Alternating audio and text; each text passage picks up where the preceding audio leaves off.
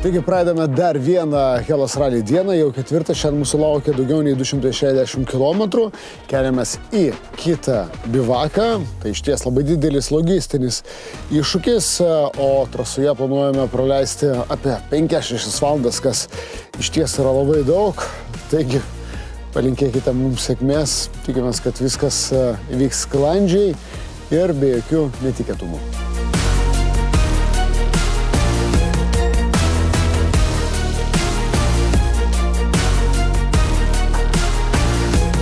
Neeilinė diena, nieks nesakė, kad čia bus lengva, bet tai nelengvumai atsitinka netikėtai. Tai stuktelėjau į akmeną, po ko dingo stiprintuvas ir paskutinius 100 km, tai paskutinės 3 valandas kalnuose be stiprintuvų, dar lietus, išgraužos, tai labai pavargau, stipriai padirbėjau. Tai tikslas buvo pasiekti finišą, tai kaip įmanoma greičiau, tą ir dariau, bet jėgų šiandien buvo atiduota maks, tai reikia eiti pavalgyti ir miegoti, kaip įmanoma anksčiau, toks šiandien planas.